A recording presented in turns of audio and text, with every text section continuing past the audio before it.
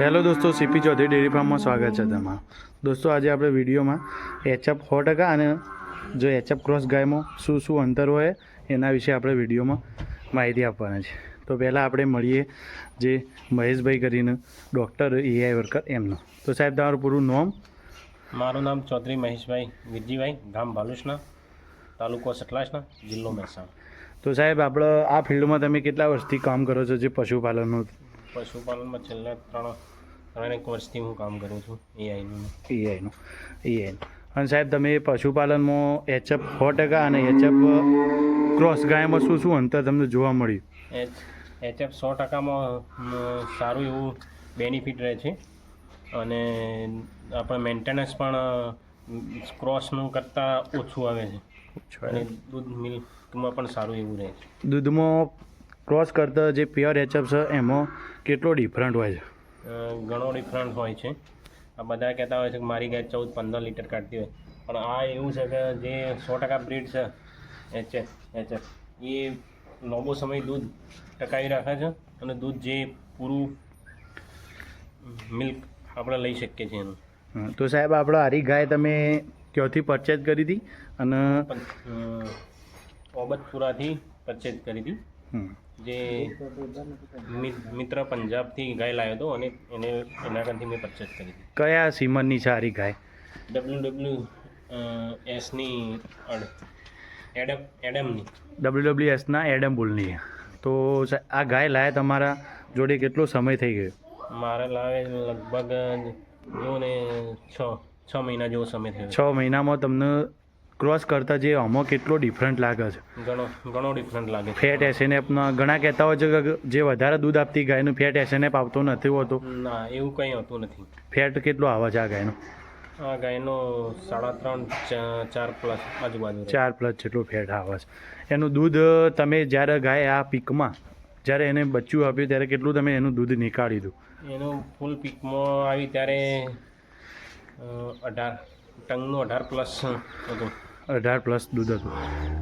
કેમ કે ત્યાંથી લાયા ત્યારે સેટ નથી થઈ એટલે એનું દૂધ. બાકી આમ કેટલું દૂધ સુધી જઈ શકો તમારા અંદાજિત? મારા અંદાજ પ્રમાણે 20 પ્લસ કરી 20 પ્લસ એક ટાઈમનું 20 પ્લસ દૂધ થઈ ગયું. અને આ ગાયને વિવાહે કેટલો સમય થયો? 4 મહિના જેવું. 4 મહિના છે. એને ઈઆઈ થઈ ગઈ છે સાહેબ? હા.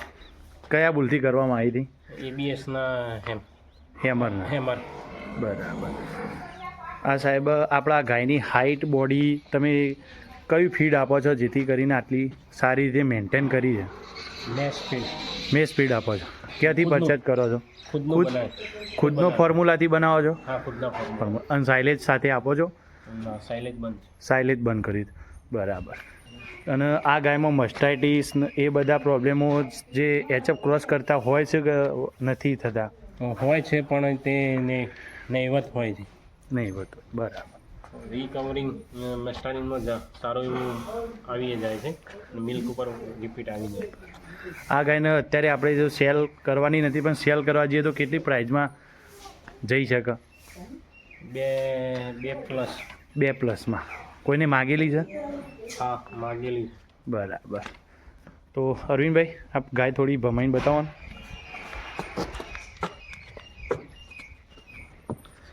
ગાયને વિવાહે 4 મહિના થયા તો પણ એનું ઓર્ડર, એની બોડીની ક્વોલિટી તમે દેખી શકો છો. એમને કેવી રીતે મેન્ટેન રાખીએ. ગાયની શાઇનિંગ જુઓ. કઈ જનરેશનની સાહેબ ગાય છે હારી? ચોથી જનરેશનની ગાય. ચોથી જનરેશનની ગાય. આ જ ગાય આપણે પંજાબમાં લેવા જઈએ તો કેટલામાં પડે?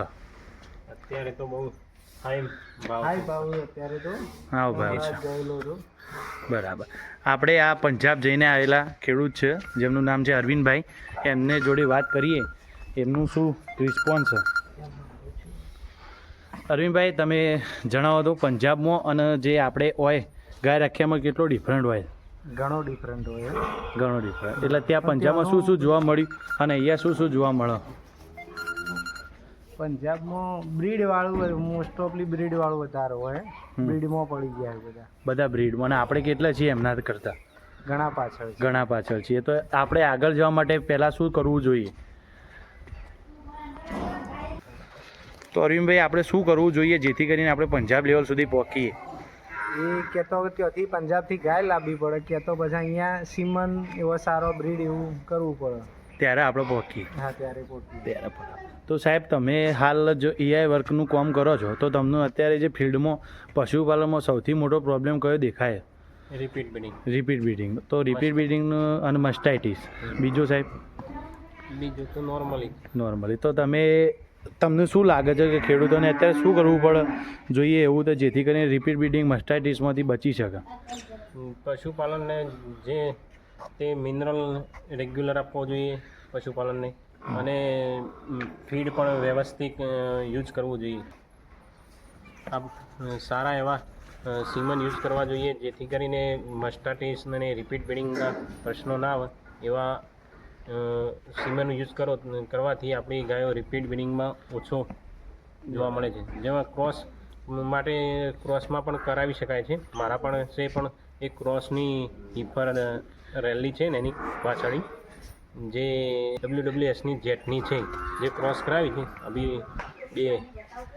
અઢી મહિના જેવું થયું છે. તો સાદી કરતાં કેટલું એનામાં બેનિફિટ સારું દેખાય તમને? બોડીમાં પણ સારો છે, બોડી સ્ટ્રક્ચર પણ સારું છે. બોડી સ્ટ્રક્ચર પણ સારું છે. અને આ મેં એમને પણ બતાવું તો હા, એ પણ આપણે દેખાડશું વિડીયોમાં દોસ્તો. તો લાસ્ટ તક તમે વિડીયો જરૂર દેખજો.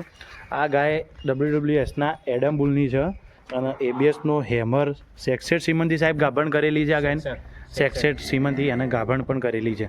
અને હિટમાં કેટલી વાર આવી હતી એના પછી તમે એને એઆઈ કરવાય? હિટમાં લગભગ 45 દિવસ હિટમાં આવી ગઈ. 45 દિવસમાં હિટમાં આવી ગઈ. તમે આનું સીમન જે તમે મૂક્યો એ ક્યાંથી પરચેઝ કર્યો હતો? અમે સીમન વિશ્વાસ મેડિકલમાંની પરચેઝ કર્યો હતો. વિશ્વાસ મેડિકલ. બરાબર છે. તો અરવિંદભાઈ આપણે ગાયને થોડી આગળ હાંકીને બતાવો ને. ગાયની લેન્થ લંબાઈ તમે જોઈ શકો છો.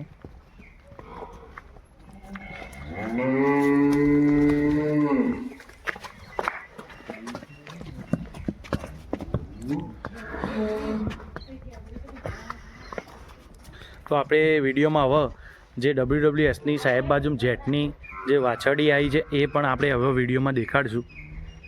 તો દોસ્તો આપણે જે વિડીયોમાં કીધું હતું તે WWSની સાહેબ બાજુ જેટની જે વાછરડી છે એના વિશે આપણે સાહેબની માહિતી લઈશું. તો સાહેબ આ વાછરડી કઈ જનરેશનની છે? આની ફર્સ્ટ જનરેશનની છે. First generation. જે પ્યોર ક્રોસમાંથી તૈયાર કરવામાં આવી છે. સાહેબ આમાં કેટલા ટકા તમને ડિફરન્ટ લાગે છે ક્રોસમાંથી તે તમે એને એચએફ પ્યોર તરીકે તરફ લઈ જઈ શકો? એમાં 70% જેવો મને ડિફરન્ટ લાગી રહ્યો છે. 70% જેટલું. આ બે મહિનાની જેવી થઈ એની ઉંમર? બરાબર. કેટલું વજન છે સાહેબ અંદાજિત? આનું વજન છે 80+. 80 કિલો જેટલું.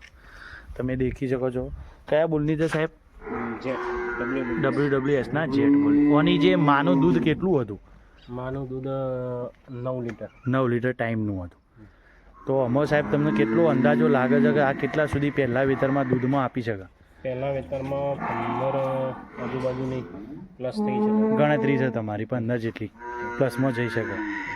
એટલે 70% છે. તો ઓની જે વાછરડી આવશે એ સાહેબ કેટલા ટકા સુધી આવી શકે? ની વાછરડી આવશે જે 80% જઈ શકે. 80થી તે 85-90 સુધી જઈ શકે. અને એની કેટલી જનરેશન પછી સાહેબ આપણે તમે આગળ દેખાડી WWSના એડમ બુલની ગાય ત્યારે સુધી આપણે પહોંચી શકશું? એ ત્રીજી ચોથી જનરેશને પહોંચી શકો. ત્રીજીથી તે ચોથી જનરેશનમાં તમે પહોંચી શકો. બરાબર છે.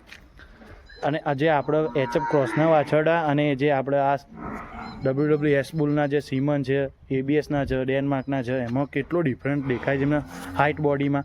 હાઇટ બોડીમાં ખાસો એવો ડિફરન્ટ દેખાય છે. અત્યારે આપણી ગવર્મેન્ટમાં પણ સારા એવા સીમન આવે છે જે ABSના બનાવે જ છે. સારું એવું રિઝલ્ટ પણ મળેલું છે મને ગામમાં પણ. જે ડેરીના સેક્સ સીમન યુઝ કરવાથી ગામમાં ઘણી વાછરડીઓ છે સેક્સ સીમનની. સાહેબ એવા વર્કર છે એમનો જે આ ફિલ્ડ વિશેની બહુ સારો એવો વધારે અનુભવ છે. સાગર સેક્સમાં પણ સારા એવા સીમન આવે છે જે ગ્રાહક જો ખેડૂત પરચેઝ ના કરી શકે એ સાગરના પણ સીમન મૂકાઈ શકે છે. પ્રાઇવેટમાં પણ છે.